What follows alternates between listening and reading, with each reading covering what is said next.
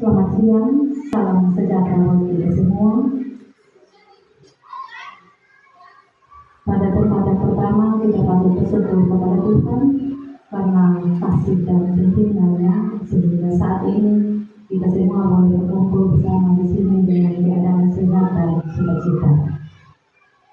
Saat ini kita berkumpul di sini dengan tujuan untuk mengikuti kegiatan diseminasi penyebaran budaya positif di sekolah oleh rekan guru kita Payan Konfako Sarjana Pendidikan sebagai calon guru penggerak angkatan 11 Kabupaten Magelang. Namun sebelumnya kita akan mengawali dengan doa dan doa akan dipimpin oleh Ibu Guru Payan Sarjana Pendidikan. Kepada Ibu silakan.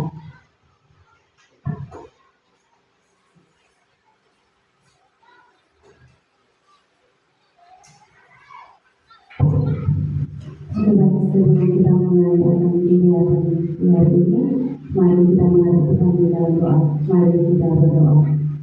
Bapa di surga, Bapa yang kami puji dan kami sembah lewat nama Yesus Kristus.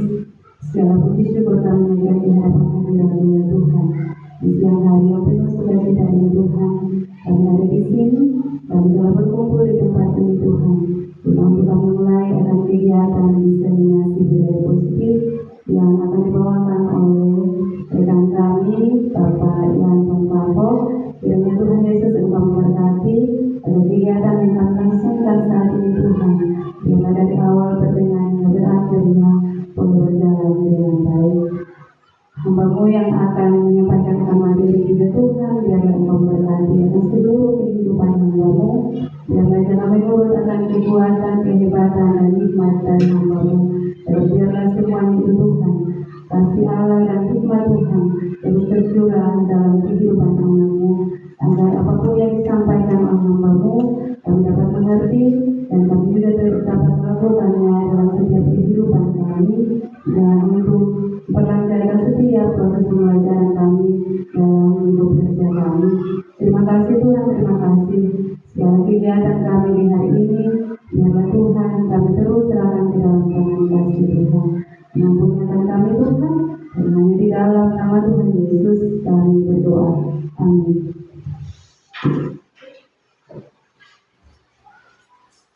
Terima kasih Ibu yang telah menghadiri kita yang baik. Selanjutnya kita akan mendengarkan sambutan dari Bapak Kepala Sekolah UPTD Pertolama Bapak Jenderal Yosef Evan Sarjana Pendidikan Guru terkait dengan kegiatan kemasyarakatan dari kami kita Pak Yonton Sarjana Sarjana Pendidikan. Kepada Bapak silakan. Terima kasih. Selamat siang untuk kita semua. Shalom untuk kita semua. Yang pertama, saya selaku pimpinan lembaga ini mengapresiasi yang setinggi-tingginya atas pencapaian yang telah dilakukan dan dilakukan oleh saya selama mengikuti pendidikan guru penggerak pada angkatan yang ke-11 ini. Ini luar biasa karena banyak teman-teman guru yang mengikuti kegiatan tersebut tapi belum berkesempatan sampai dengan detik ini. Mari kita sama-sama berikan apresiasi untuk upaya itu. Jadi luar biasa karena ini merupakan wujud nyata dari untuk belajar sekolah saya. Artinya kita ini seorang guru. Ini kegiatan yang menurut saya sangat menarik karena menyangkut tentang diseminasi budaya positif ini kan sebenarnya wujud nyata dari apa yang telah kita pelajari, kita tularkan kepada anak didik kita dalam bentuk aktivitas positif setiap harinya. Jadi saya dan teman-teman guru yang hadir pada kesempatan ini sangat mendukung apa yang Pak Yanto lakukan sampai dengan detik ini, dan kami mendukung Pak Yanto nanti sampai akhirnya bisa berproses selesai di angkatannya ke-11 ini. Apabila dalam perjalanan nanti menemui kendala, silakan diskusi dengan saya dan teman-teman sehingga kendala yang dihadapi ini tidak menjadi beban semua yang besar dalam berproses. Terima kasih cukup demikian. Terima kasih Tuhan memberkati.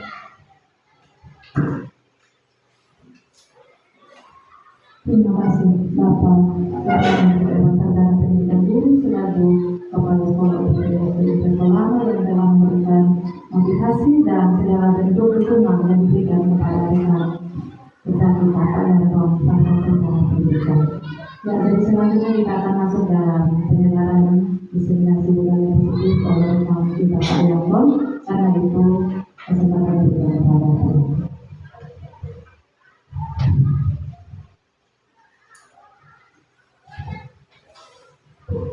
Baik, selamat pagi. Pagi. Sekali lagi kalau saya bilang selamat pagi, teman-teman bilang pagi luar biasa hebat. Ya, kita ulang ya. Selamat pagi. Pagi luar biasa hebat. Ya. Baik, yang saya hormati Bapak Kepala Sekolah UPTD SD Impres Kolaman, yang juga saya hormati teman-teman semua, Bapak Ibu guru, baik itu dari SMP dan SD yang berkenan hadir pada kegiatan kita hari ini. Saya pertama-tama menyampaikan terima kasih terkhususnya teman-teman guru dari SMP Sapa Kolaman yang dengan berbagai kesibukan tetapi menyempatkan diri untuk ada bersama-sama di sini untuk kita ada bersama-sama dalam kegiatan diseminasi budaya positif di sekolah. Jadi ini merupakan tugas saya untuk sebagai tugas untuk bahan saya upload di LMS khususnya di modul 1.4. Namun di sini juga mari kita sama-sama belajar untuk bisa menciptakan budaya positif di sekolah. Jadi Bapak Ibu guru semua, sebelum kita masuk pada materi kita, di sini ada pertanyaan. Ada beberapa pertanyaan.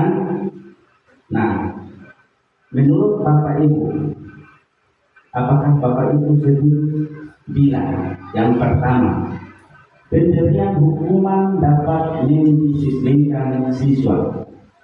Sekali lagi, pemberian hukuman dapat mendisiplinkan siswa.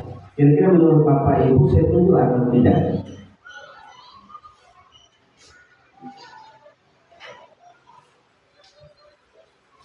Ya.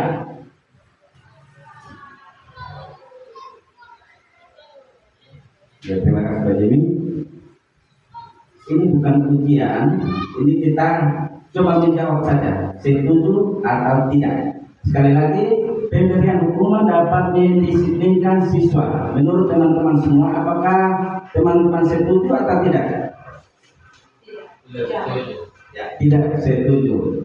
Yang kedua, pemberian hadiah meningkatkan prestasi siswa. Apakah Bapak Ibu setuju? Ada yang setuju, ada yang tidak setuju. Oke, sekarang pertanyaan ketiga.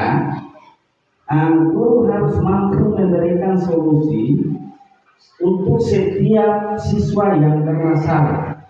Setuju atau tidak?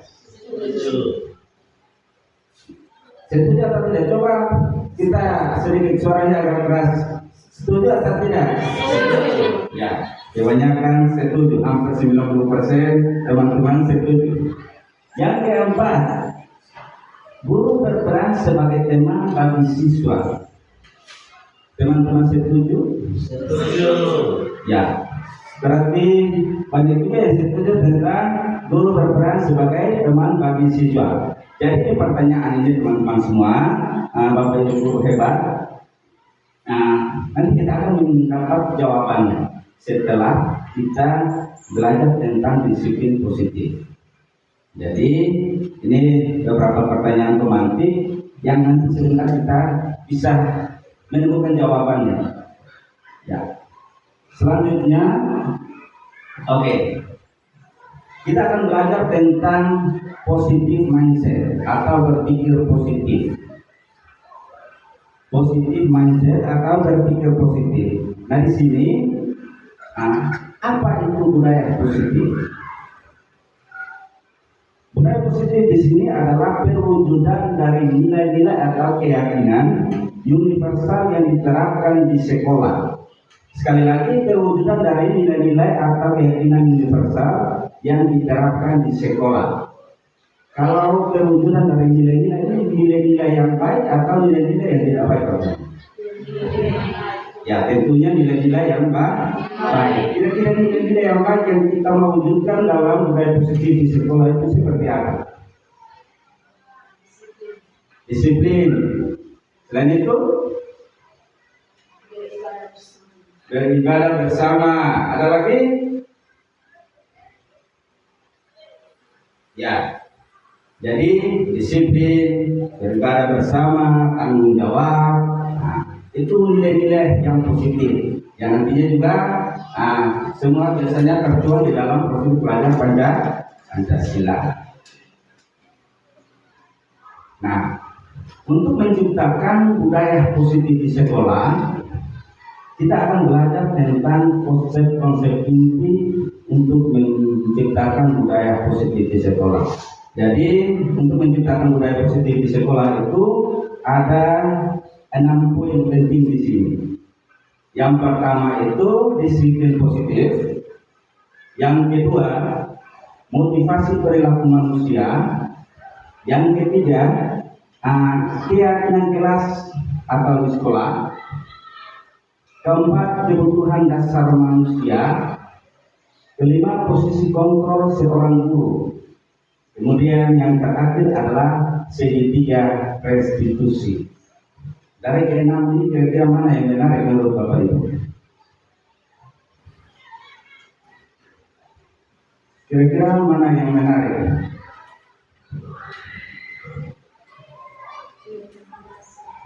Ibu Sinjen? Ya, menurut Ibu Sinjen yang paling menarik adalah kebutuhan dasar manusia. Teman-teman yang lain?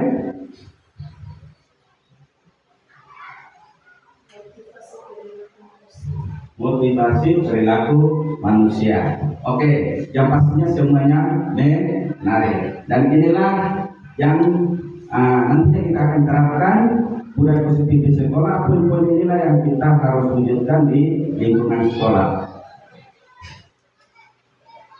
Oke, sekarang mari kita bermain. Jadi permainannya seperti ini. Ini berpasangan. Jadi berpasangan, teman yang di sebelahnya, yang sebangku ini, anggap saja dia menggenggam tangannya. Dan di dalam tangannya ini dia berpikir bahwa ini adalah sesuatu hal yang berharga di dalam genggaman tersebut. Membayangkan bahwa yang dia genggam itu adalah barang berharganya. Bisa? Nah, jadi berpasangan, jadi teman sebelahnya menggenggam tangannya, membayangkan bahwa yang digenggam ini adalah barang yang paling berharga untuk dirinya. Dan kemudian teman sebelahnya itu membutuh untuk bisa membuka genggaman tersebut, ya. Jadi cara membujuknya dengan merayu, memberi kesogokan, memaksa, terserah. Apapun caranya supaya dia bisa membuka barang berharga yang digenggam tadi. Bisa? Oke, kalau begitu sekarang coba kita mulai. Bayangkan di dalam genggaman ini ada barang berharga. Jadi bagaimana caranya teman sebelahnya itu membujuknya supaya dia bisa membuka itu barang berharga yang ada dalam genggaman tersebut.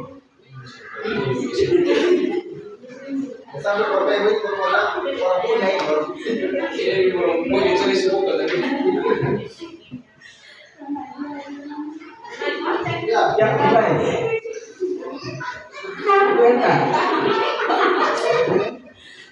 Silakan, pokoknya dengan cara kata-kata yang manis atau bujukan memaksa.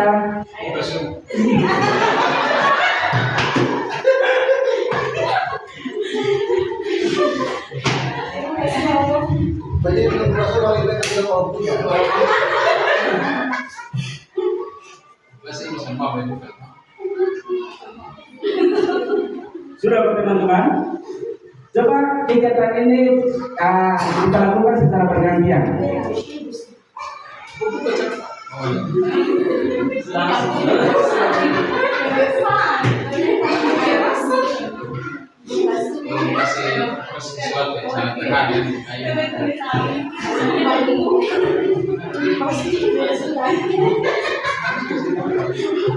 Oke, teman-teman.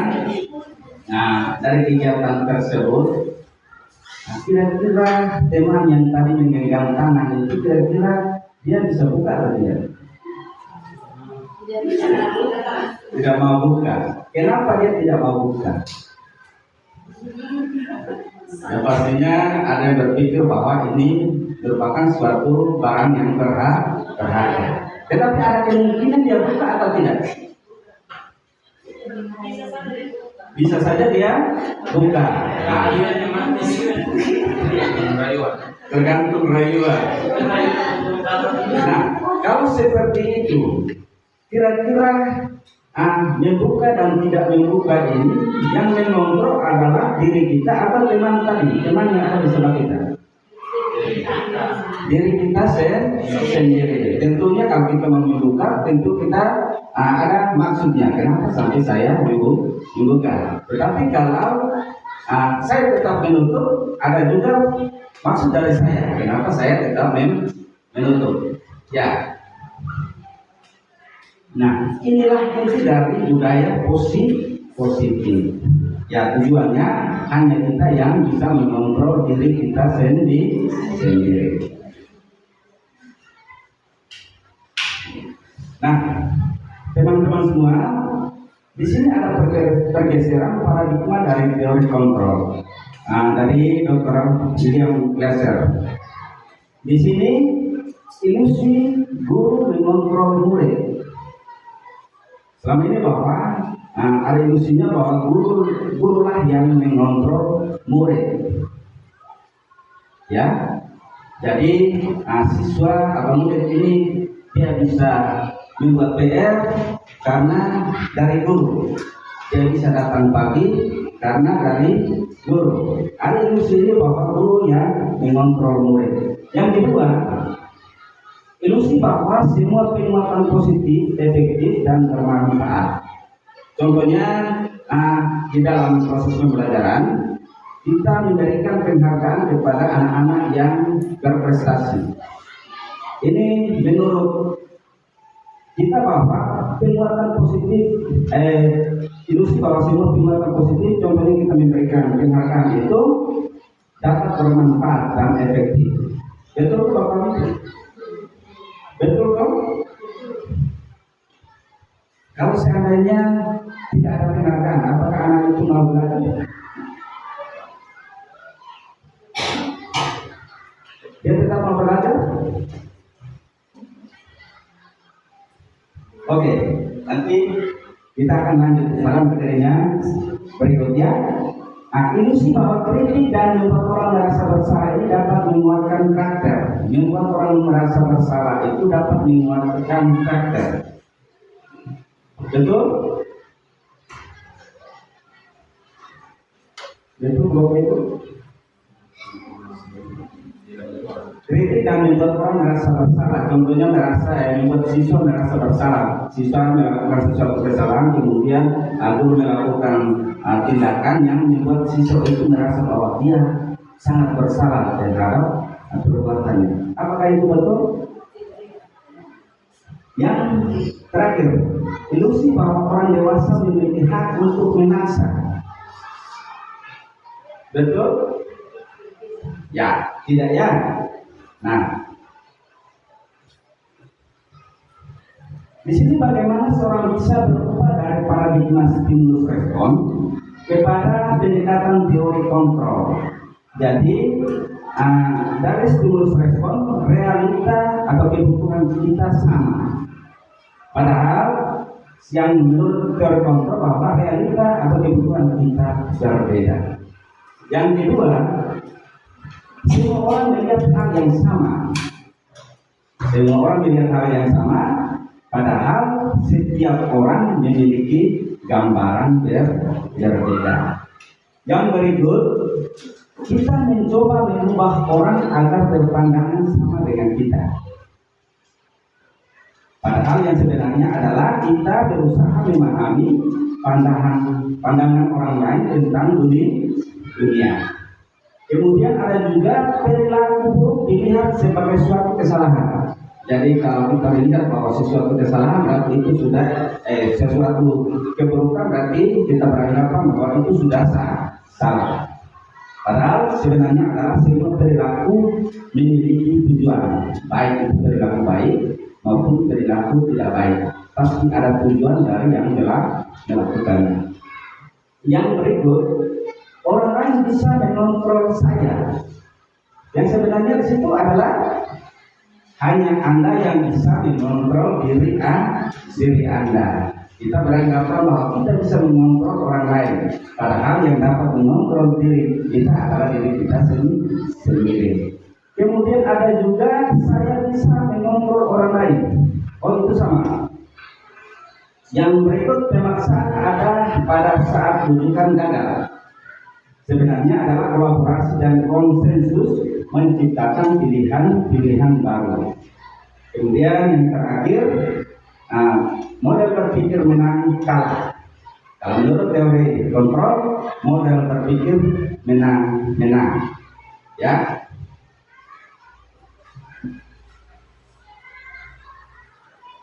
Oke, sekarang kita masuk ke disiplin positif. Apa makna disiplin positif? Jadi disiplin positif di sini adalah kemampuan memerintah diri sendiri dalam mengontrol dan menguasai diri untuk memilih tindakan yang mengacu pada nilai-nilai yang kita hargai dengan penuh tanggung jawab tanpa terperintah orang lain. Sekali lagi, disiplin adalah kemampuan memerintah diri sendiri dalam mengontrol dan menguasai diri untuk memilih tindakan yang mengacu pada nilai-nilai yang kita hargai dengan penuh tanggung jawab tanpa terperintah orang lain. Nah, nilai-nilai yang kita hargai itu adalah nilai-nilai kebajikan. Ya, nilai-nilai kebajikan sifatnya positif. Manusia yang merupakan tujuan mulia yang ingin dicapai setiap individu. Dan nilai-nilai kebajikan itu terdapat di dalam profil pelajar Pancasila. Masih ingat tentang profil pelajar Pancasila? Ada berapa dimensi? Ada 6. Yang pertama, beriman dan bertakwa. Ya, seperti ini. Beriman dan bertakwa kepada Tuhan yang Maha Esa. Kebinekaan global, mandiri, bergotong royong, bernalar kritis, dan kreatif.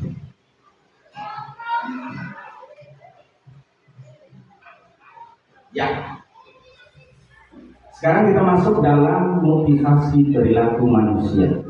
Di sini ada 3 bunga yang indah. Kalau menurut teman-teman semua, teman-teman ada pada posisi yang mana?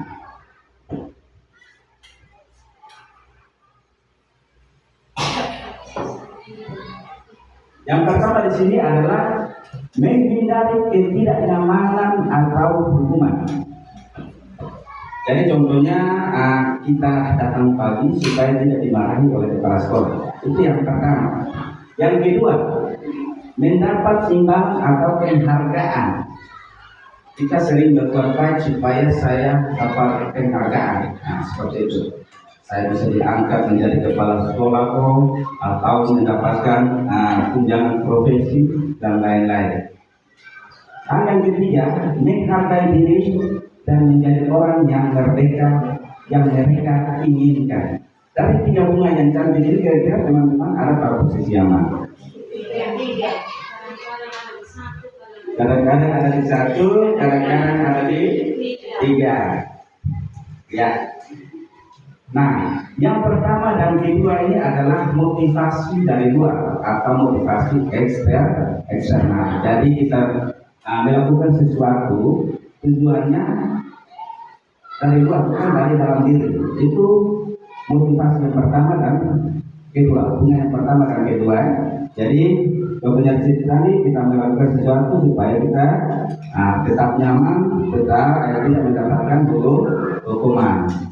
Contoh anak di sekolah melakukan PR supaya tidak dimarahi oleh guru.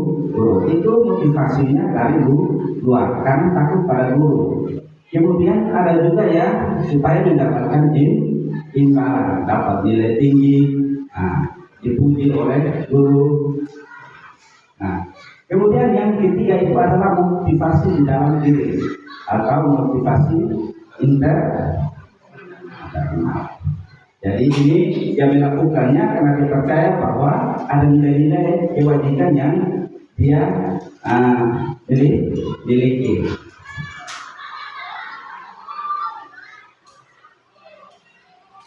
Ya, di sini kita akan belajar tentang hukuman, konsekuensi, dan restitusi. Di sini banyak sekali. Contohnya hukuman, sesuatu yang menyakitkan harus terjadi. Kemudian sesuatu harus terjadi. Kemudian kalau restitusi itu merupakan pilihan. Ya banyak sekali. Nanti teman-teman coba membaca sepintas dan kita akan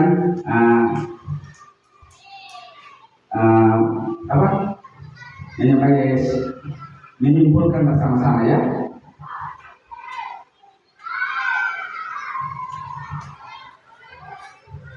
Kira-kira hukuman itu seperti apa, konsekuensi itu seperti apa, kemudian restitusi itu seperti apa.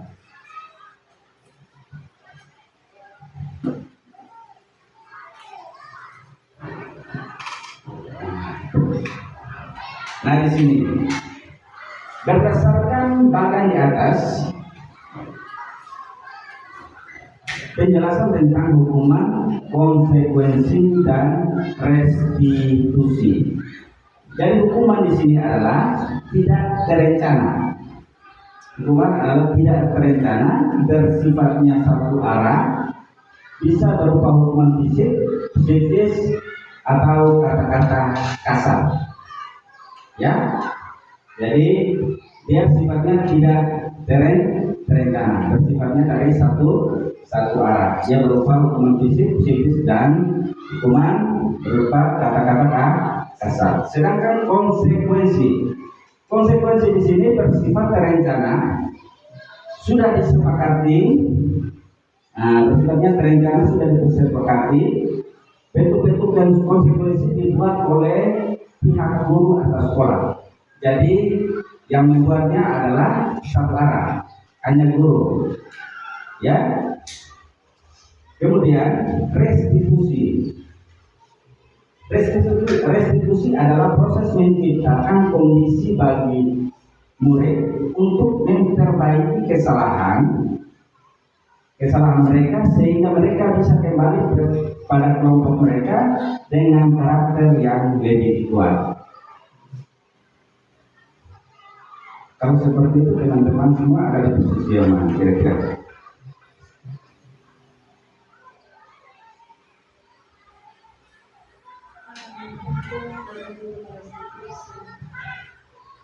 Sekarang hukum,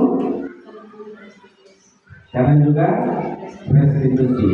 Nah kalau hukum itu tidak terencana, sifatnya satu arah. Ya.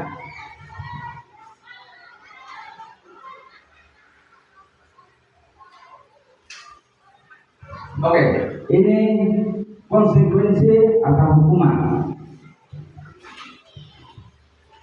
Kalau mencatat 100 kali di dalam buku kalimat saya tidak akan terlambat lagi karena terlambat ke sekolah. Ini merupakan konsekuensi atau hukuman? Ya? Ini merupakan konsekuensi atau hukuman?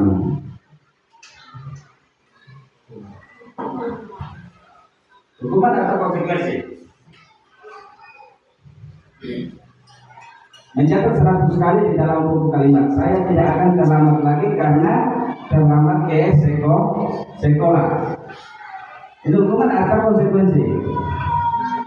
Konsekuensi. Kalau lari mengelilingi lapangan basket 2 kali karena terlambat hadir di sekolah, itu hukuman atau konsekuensi? Hukuman. Ya.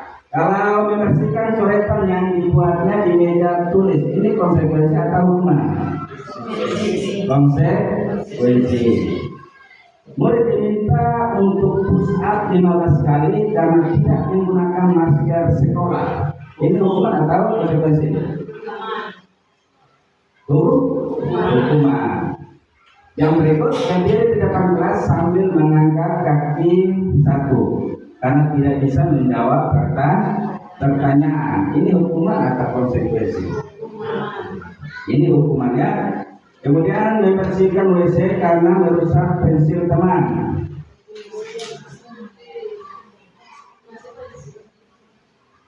Ini membersihkan WC karena merusak pensil teman. Hukuman atau konsekuensi? Hukuman.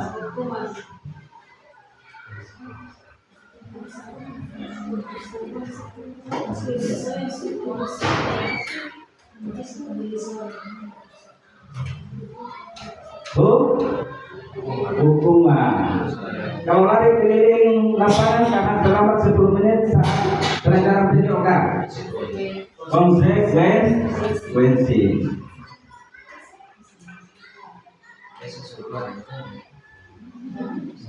Nah, teman-teman semua, ternyata di sini dihukum oleh penghargaan.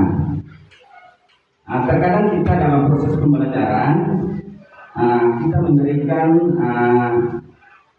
apresiasi, penghargaan kepada peserta didik. Ini juga bisa menjadi sesuatu atau hal yang menjadi penghukum bagi murid tersebut. Karena dengan kita memberikan penghargaan itu bisa berpengaruh pada jangka pendek dan jangka panjang. Contohnya anak-anak yang prestasinya bagus, kemudian kita memberikan penghargaan, anak-anak tersebut tidak ada motivasi di dalam dirinya. Jadi pada saat kita tidak memberikan lagi penghargaan, maka dengan sendirinya anak tersebut tidak mau belajar. Sekarang seperti itu, karena dia hanya berpatokan pada penghargaan, bukan pada motivasi di diri. Kemudian yang berikut, di situ penghargaan tidak efektif, ya, sama penghargaan merusak hubungan. Kalau penghargaan merusak hubungan di sini, biasanya kalau anak yang juara 1, juara 2 kita kasih hadiah. Kalau juara 3 itu prestasi atau tidak, teman?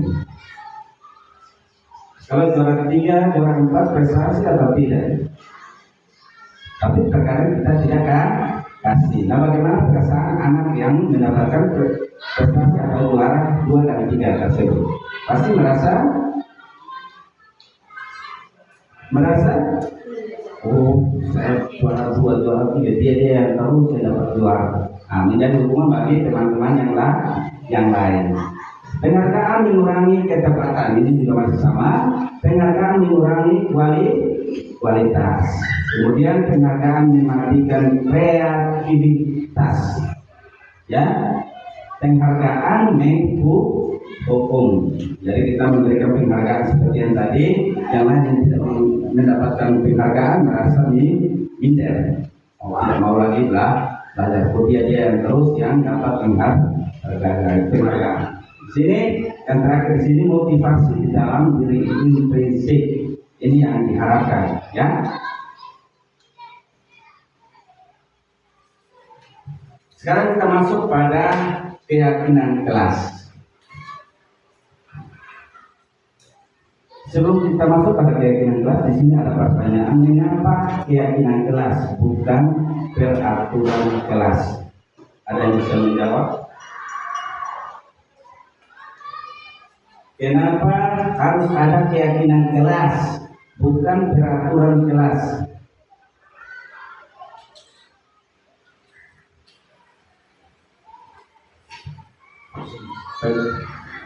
Di sini.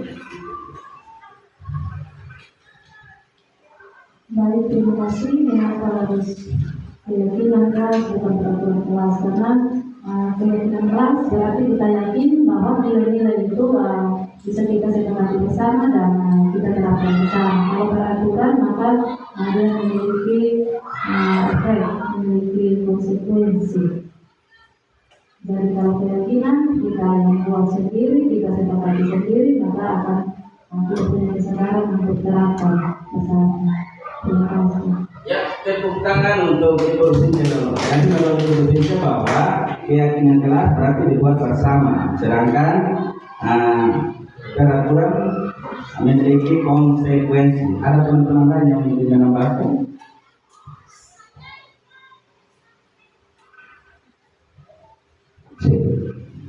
Baik, kalau keyakinan itu dia disepakati secara bersama-sama dengan peserta didik. Jadi dalam membuat keyakinan kelas juga tidak terlalu panjang, sederhana, tetapi bisa diingat oleh peserta didik dan itu dilakukan secara bersama-sama. Sedangkan peraturan itu yang selama ini yang kita lihat itu terkadang dibuat oleh salah satu orang dan diikuti oleh semua. Seperti itu. Jadi peraturan itu lebih banyak juga dibuat konsekuensi atau hukuman.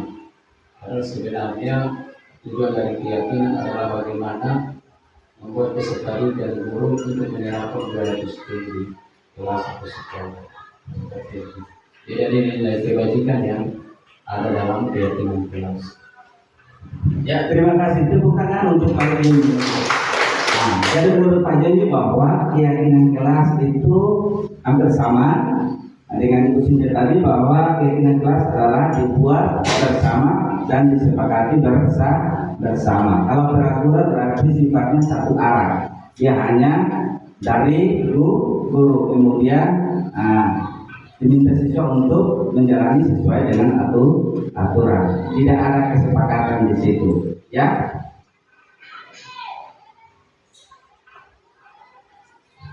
Oke, sekarang ada pertanyaan. Mengapa kita memiliki peraturan tentang penggunaan helm pada saat mengendarai kendaraan roda 2 atau motor? Kita biasanya pakai helm itu karena apa? Menjaga keselamatan. Tetapi awalnya takut kena tilang, aturannya takut kena tilang. Berarti kalau saudara polisi sampai pakai helm, betul?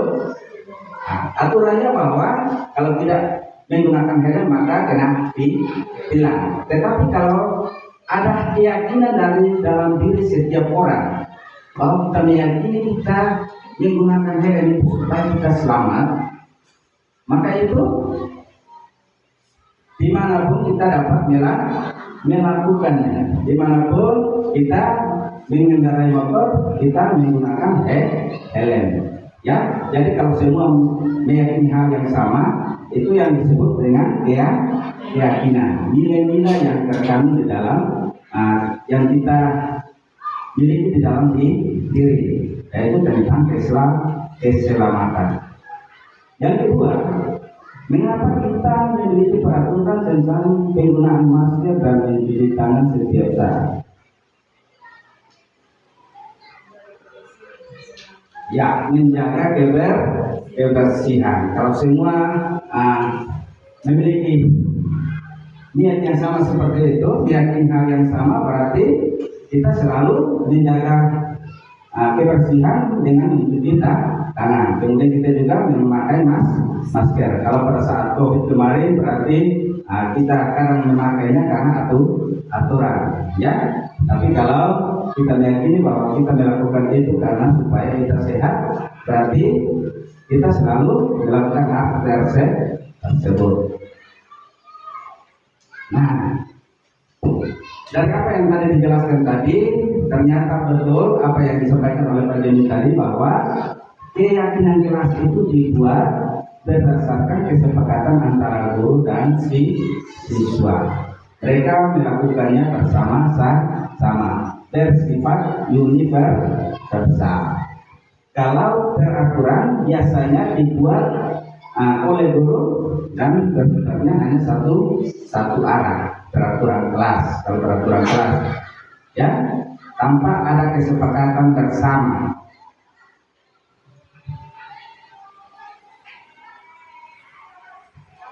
Nah, teman-teman, Saya tidak tahu di SMP, tetapi kalau untuk di SD kebanyakan kita tidak melakukan tentang keyakinan ke kelas. Jadi di sini saya menyampaikannya kembali prosedur tentang pembentukan atau pembuatan keyakinan kelas. Yang pertama di situ yang kita lakukan adalah mempersilahkan warga sekolah atau siswa untuk mencurahkan ide tentang peraturan yang akan disepakati. Ya, jadi kita menyampaikan atau meminta siswa untuk mencurahkan ide-ide kira-kira supaya kita bisa belajar dengan baik apa yang anak-anak atau siswa harapkan untuk kita lakukan dalam kelas, mencurahkan segala ide mereka. Kemudian hal yang kedua, kita mencatat semua masukan dari siswa. Ya, jadi setiap ide yang ada, kita sebagai guru kita bersedia untuk mencatat semua masukan. Setelah itu, ganti kalimat negatif menjadi kalimat positif. Ya, ganti kalimat negatif menjadi kalimat positif. Contohnya, jangan membuang sampah sembarangan. Itu kalimat negatif atau positif? Negatif. Kalau kalimat positifnya kita ganti dengan buanglah sampah pada tempatnya, ya. Ya. Jadi tidak ada kata perintah di situ, tetapi kita meyakini bahwa kita melakukannya demi kebersihan kelas bersama-sama. Kemudian setelah itu kita tinjau kembali curahan pendapat yang terkumpul dan tersusun menjadi keyakinan kelas tersebut. Jadi tinjau kembali, tentunya pasti banyak. Anak-anak pasti punya idenya masing-masing. Kemudian kita tinjau kembali, kemudian kita susun menjadi suatu keyakinan sekolah. Setelah itu kita tinjau lagi keyakinan kelas yang sudah tersusun. Di sini keyakinan kelas hendaknya tidak terlalu banyak. Tujuannya supaya apa? Siswa mudah mengingatnya. Ya, kalau keyakinan kelas yang kita sepakati banyak, maka siswa juga sulit untuk mengingatkannya. Tetapi kalau keyakinannya paling kurang sampai maksimal sampai 7, ya, supaya dengan demikian siswa juga mudah untuk mengingatkan. Setelah itu meninjau dan menyetujui dengan menandatanganinya sebagai keyakinan kelas, kemudian kita tempel pada dinding kelas. Jadi tempel pada tempat-tempat yang mudah dilihat oleh siswa, ya, supaya saat dia ada di kelas, dia masuk kelas, dia tentang kesepakatan yang sudah dibuat bersama.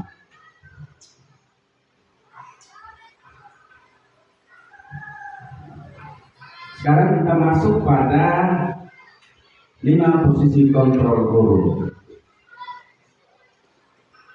Jadi di sini ada penghukum, pembuat merasa bersalah, teman, pemantau, dan manajer. Sekarang saya ada di sini stick note. Coba teman-teman tulis.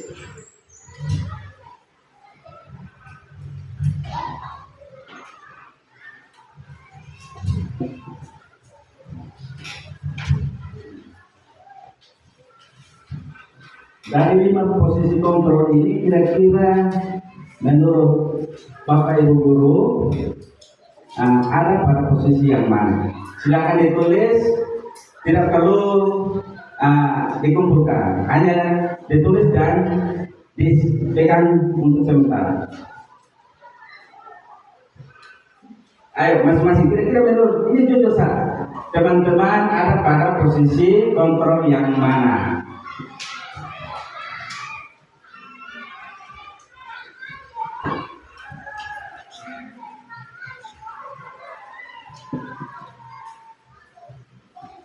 Sudah kan? Semua sudah pilih?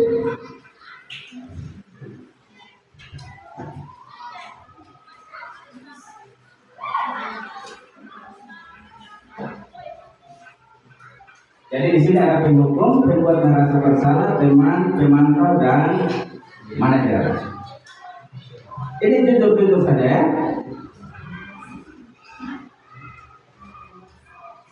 Oke, setelah teman-teman tulis di situ, simpan baik-baik. Coba kita lihat video berikut.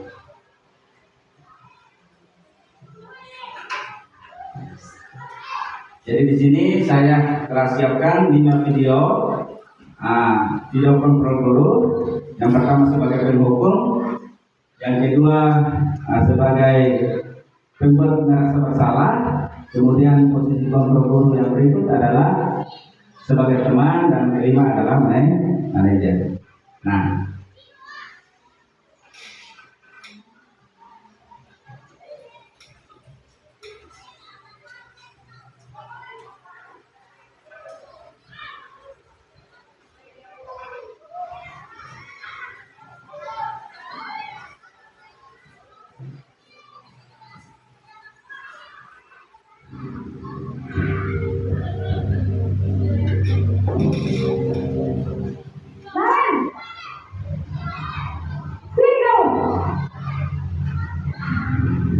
Selamat pagi Bu. Selalu terlambat. Kamu deh, pasti terlambat. Maaf Bu, saya Apa? Apa coba? Alasan kamu apa lagi? Kapan sih kamu tidak terlambat? Malah sekali kamu jadi anak. saya Dasar pemalas. Gak kapok-kapok sih kamu. Sudah berapa kali terlambat? Sana, kamu keliling lapangan basket 2 kali. kenapa saya harus ke lapangan basket Bu? Kenapa? Kamu salah ibu. Berani-beraninya jawab. Sudah terlambat, masih berani jawab enggak?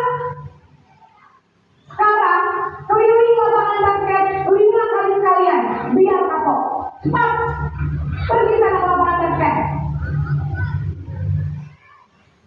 ya, itu posisi penghukum. Ada yang tadi memilih penghukum? Yang kedua,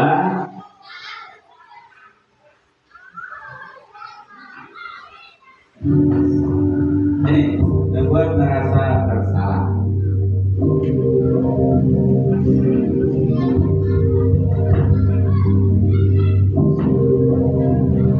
Naren!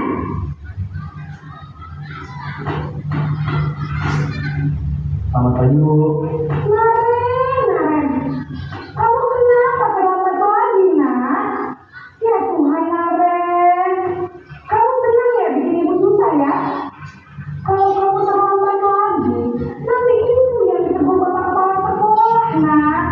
Disangka ibu tidak ditemuin anak kamu. Duh, gimana ini? Maaf Bu. Duh, Gusti Naren. Kamu suka ya kalau ibu ditegur bapak kepala sekolah? Terus, sekarang ibu harus tulis apa nih di buku absen? Ini kamu sudah sering terlambat loh. Ibu harus apa coba? Maaf Bu. Maaf sekali. Ya sudah, lain kali jangan bikin ibu susah lagi ya nak ya.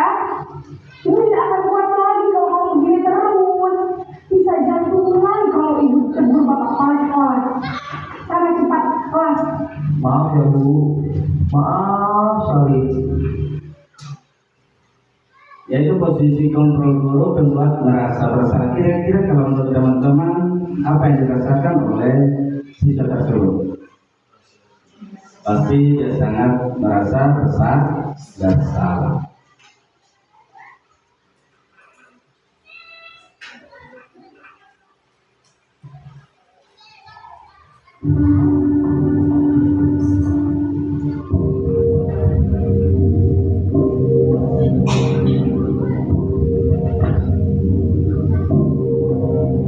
Naren!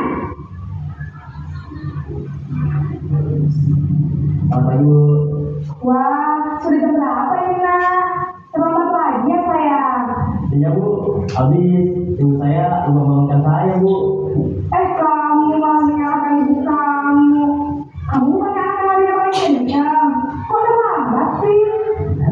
Iya Bu, saya memang selamat bangun tadi. Jadi biar usaha kita tetap beresin ya Bu.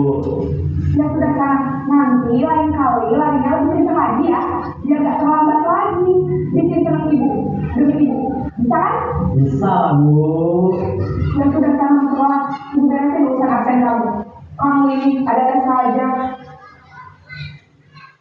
Ya, itu sebagai teman. Agak datar, ya. Tetapi coba kita bayangkan kalau gurunya tidak ada. Kalau sebagai teman, tentu dia terkadang dia membuat siswa atau murid tersebut dia lebih sayang kepada guru-guru tertentu.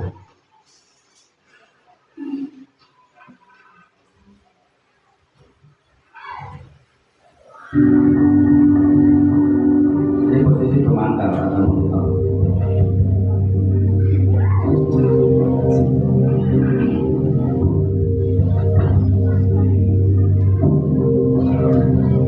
Naren!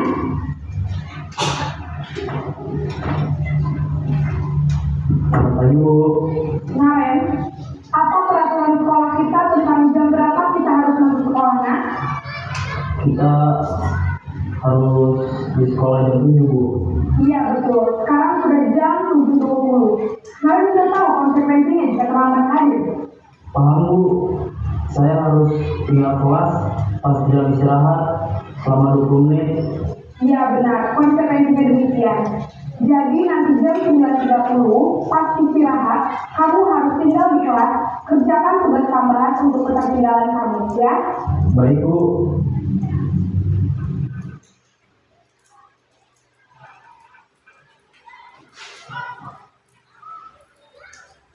Itu posisi pemantau. Jadi patokan dari guru tadi tentang patokannya pada aturan sekolah.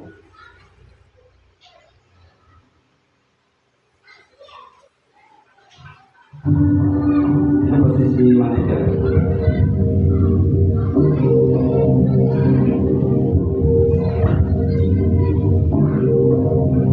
Naren! Selamat pagi Bu. Selamat pagi Naren. Maaf Bu, saya terlambat. Iya, sekolah masuknya jam 7, sekarang sudah jam 7.20. Jadi sekarang bagaimana ya Naren? Maaf Bu, saya lupa tahu alarm saya semalam. Baiklah, menurut kamu, keyakinan sekolah yang mana yang perlu kamu tingkatkan? Menghargai diri sendiri dan orang lain juga Bu. Setuju. Jadi, apakah Naren meyakini prinsip saling menghormati tersebut? Iya Bu, saya meyakininya. Apakah Naren bersedia memperbaiki masalah keterlambatan ini? Bersedia Bu. Bagaimana kamu akan memperbaiki masalah keterlambatan ini? Saya akan coba untuk tidak lupa menyetel alarm saya Bu. Baik, kalau Naren mau menyetel alarm di rumah, ada orang yang kira-kira bisa bantu mengingatkan tidak? Ada Bu, kata saya, Kak Emma. Ada lagi selain Kak Emma? Selain Kak Emma, ada ibu saya. Baik, jadi yang mengingatkan Naren adalah Kak Emma dan ibu kalian. Kira-kira akan mulai alarm kapan nih Naren? Setelah pulang sekolah, akan segera saya lakukan.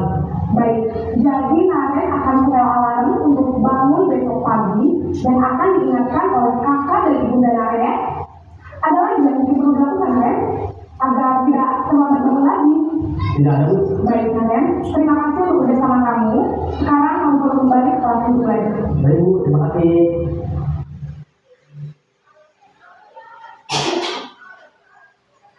Ya, itulah video dari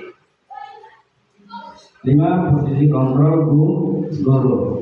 Nah, sekarang menurut teman-teman, kira-kira ingin berubah dengan pilihan yang tadi sudah ditulis atau tidak? Teman-teman tadi memilih yang mana? Hah? Semua manajer? Ada yang posisi teman, ada yang posisi manajer. Nah, kalau seperti itu dari 5 video tadi, kira-kira posisi yang mana yang paling ideal? Manajer ya. Jadi di situ ada dia melakukannya dengan segitiga restitusi. Jadi dari video tadi dia menstabilkan identitas, kemudian membuat validasi tindakan yang salah, kemudian yang terakhir di situ adalah menanyakan tentang keyakinan. Jadi di situ dalam persoalan atau suatu masalah, guru tersebut dia bersama dengan siswa itu dari pertanyaan-pertanyaannya dia membuat siswa itu mencari tentang solusi. Siswa itu menemukan solusinya sendiri ya untuk masalah tersebut.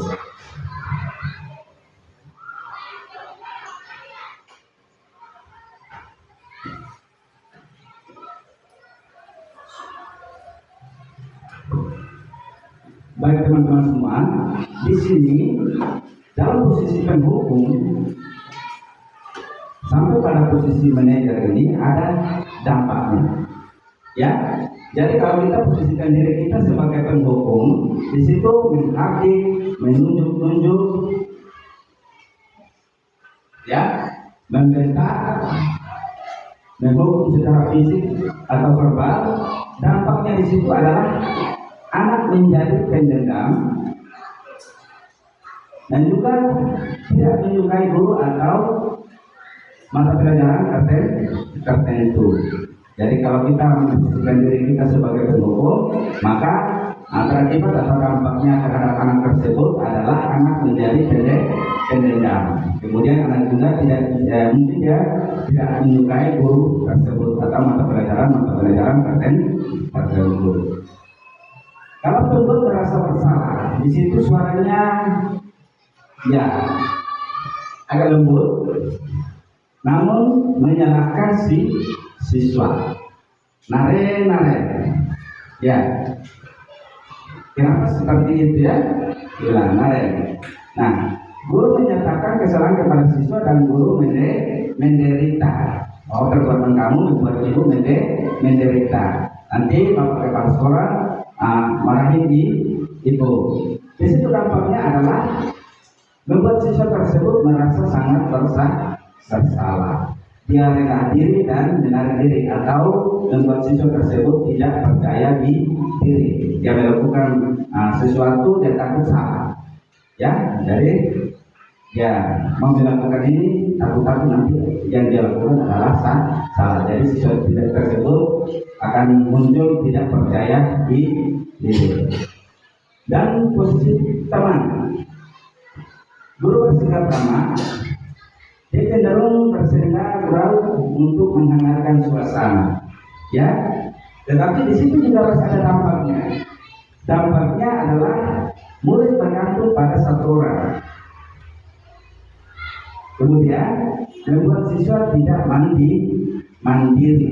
Dia bergantung pada orang lain. Kalau pada saat guru kelasnya tidak ada, kemudian digantikan dengan guru-guru yang lain, maka dia tidak akan mau belajar. Sekarang dia mulai bikin ulang karena posisi teman tadi, dia percaya pada satu orang, dia lebih percaya pada guru tersebut. Sekarang posisi pemantau, di situ ada bicara dan ekspresi data, ya. Kemudian identitas berhasil.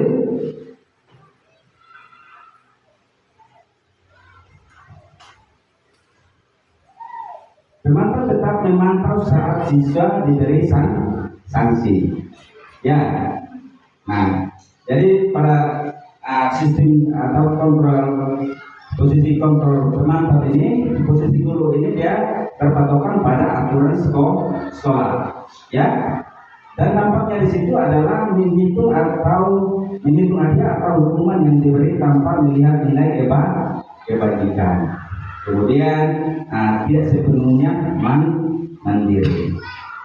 Yang terakhir di sini posisi kontrol manajer, suaranya netral, tercipta identitas positif atau berhasil, ya, mengajukan pertanyaan bermakna. Jadi alasannya apa? Ya, karena tadi yang seperti awal tadi bahwa seseorang melakukan sesuatu itu pasti punya alasan. Baik itu hal baik ataupun hal buruk, tentu dia mempunyai alasan. Jadi menanyakan pengajuan atau pertanyaan bermakna, kenapa kamu melakukan hal tersebut? Alasan kamu apa? Ya. Nah, setelah itu membantu siswa memecahkan masalah. Jadi, kalau seperti itu, kita tanyakan lagi tentang keyakinan kelas. Ya, kemudian membantu siswa itu untuk memecahkan masalah. Kalau seperti itu, kira-kira menurut siswa solusinya seperti apa? Ya, dampaknya di situ adalah membuat siswa itu mandiri. Siswa itu mandiri, dia percaya diri untuk memecahkan masalahnya sendiri. Jadi dari setiap masalah persoalan yang dihadapi, dia bisa menyelesaikan masalah tersebut. Ya.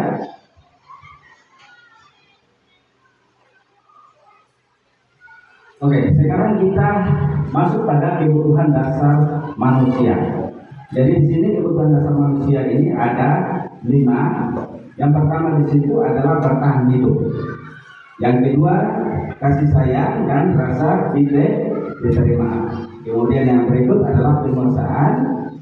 Yang keempat, kebebasan. Dan yang kelima adalah kesenangan. Ya, jadi inilah 5 dasar kebutuhan manusia. Setiap siswa atau kita, bahkan kita orang dewasa, kita mempunyai kebutuhan dasar, ya, kebutuhan dasar manusia. Siswa kita pun membutuhkan ada kebutuhan dasar manusianya. Yang pertama itu adalah bertahan hidup. Kalau bertahan hidup itu contohnya seperti apa?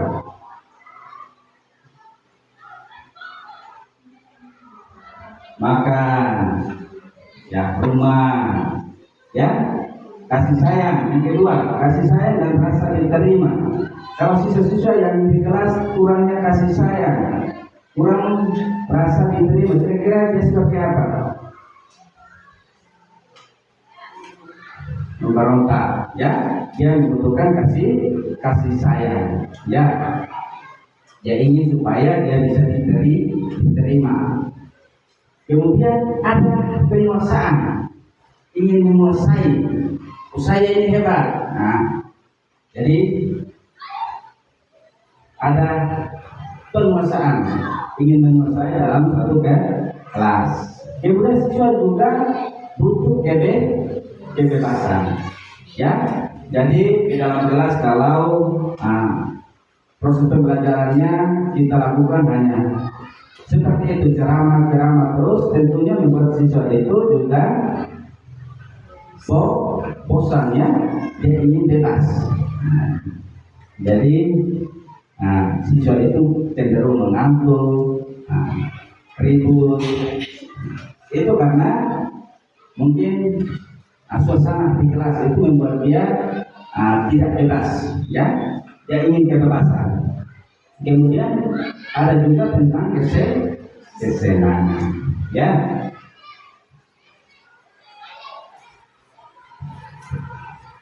Ya, dari kelima itu kira-kira di sini. Yang pertama, aku senang main kejar-kejaran dengan ibu guru. Kira-kira itu kebutuhan apa? Kesenangan. Yang kedua, ibu kejar aku karena ibu guru sayang aku. Kira-kira itu kasih sayang. Yang ketiga, aku hebat kan, bisa bikin ibu guru kejar aku. Itu kira-kira kebutuhan apa? Kebutuhan apa? Kekuasaan. Kalau aku bosan belajar mewarnai terus di dalam kelas, ya,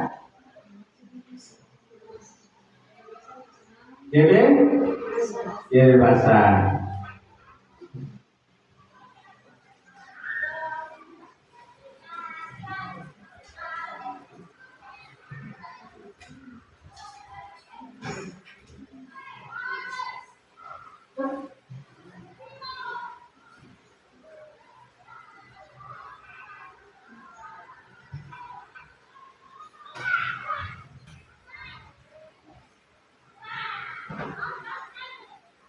Ya, materi yang terakhir kita saat ini adalah tentang segitiga restitusi.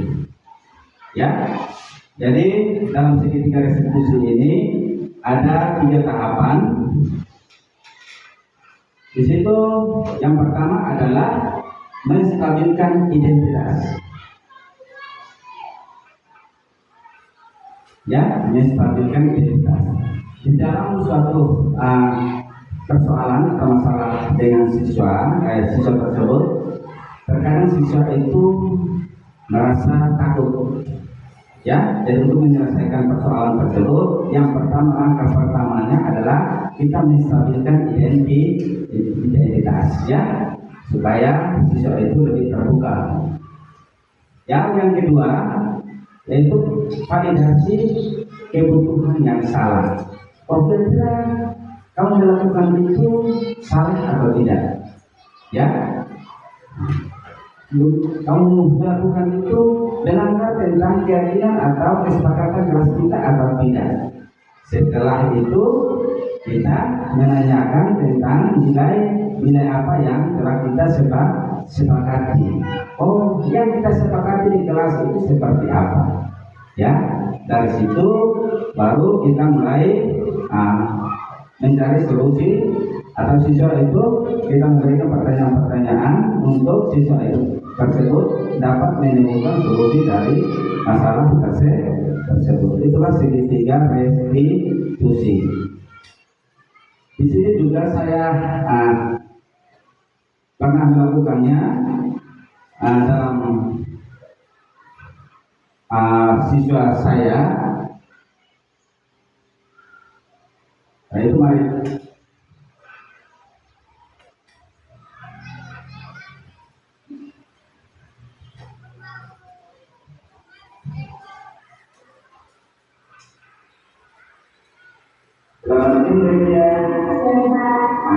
gereja tahu tidak kenapa panggil gereja ini?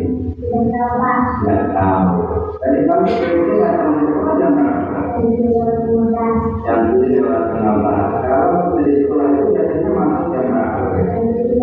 Jam 7. Kalau masuknya jam 7 dan gereja masuk jam sekolah jam 7:15, berarti itu terlambat atau tidak? Terlambat. Kalau terlambat berarti itu salah atau tidak gereja?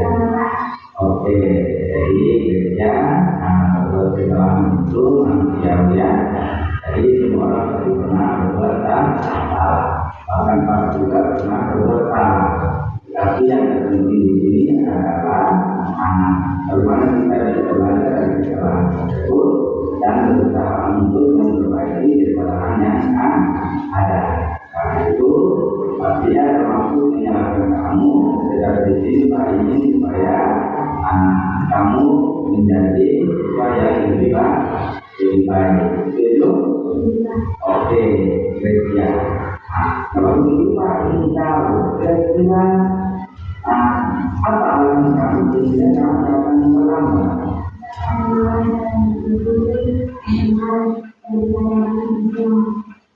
Bangunnya jam, itu bangunnya jam berapa? Oh, kalau bangunnya jam 6:30, paginya terlambat. Jadi maksudnya tidak tentang kesepakatan buat kita. Berarti menurut gereja, dia membuat apa yang tidak gereja disiplin. Menurut gereja, ya disiplin kita pasti gereja.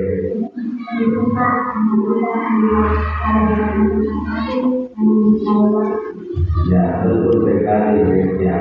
Memakai waktu itu kan penting dan sangat bermanfaat untuk kita. Seperti kita dapat memakai waktu kita, kemudian pekerjaan dari tidak menuntut, dan kita juga dapat berlatih rasa kepedulian. Ya. Oke, baik gereja. Jika yang kamu lakukan saat ini sangat baik, kamu sudah melakukannya dengan meminta maaf. Jadi menurut kamu, sekarang apa yang kamu lakukan agar kamu tidak terlambat dari sekolah?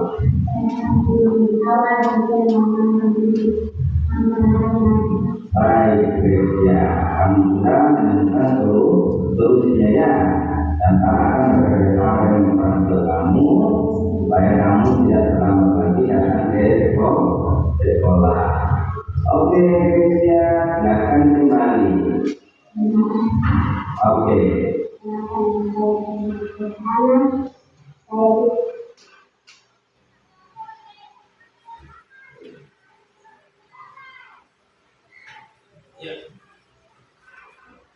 Jadi itu saya melakukan pendidikan restitusi terhadap siswa yang terlambat datang sekolah, sebagai contohnya.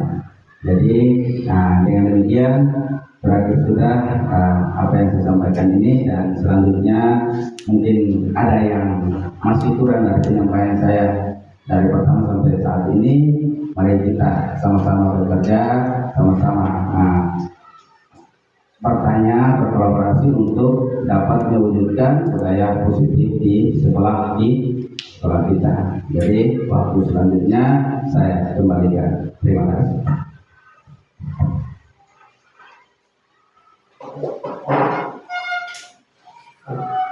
Baik, kita berikan tepuk tangan untuk ya, terima kasih Pak Yanton telah melaksanakan kegiatan penyebaran budaya positif, di mana yang mungkin awalnya kami tidak tahu, tetapi dengan adanya kegiatan ini kami menjadi tahu. Oleh karena itu, yang dimaksud dengan penyebaran budaya positif di sini adalah tidak menghilangkan hukuman, penghargaan dan juga ancaman di ekosistem sekolah kita. Seperti itu, kita harus memberikan motivasi dan mengenali posisi mereka, walaupun kadang-kadang kita ada di posisi hukum, pemantau dan sebagainya. Oleh karena itu dengan demikian maka berakhir kegiatan hari ini. Terima kasih untuk partisipasinya dari Bapak pimpinan, Bapak Ibu guru yang kami hormati dan kasihi dari sahabat ulama.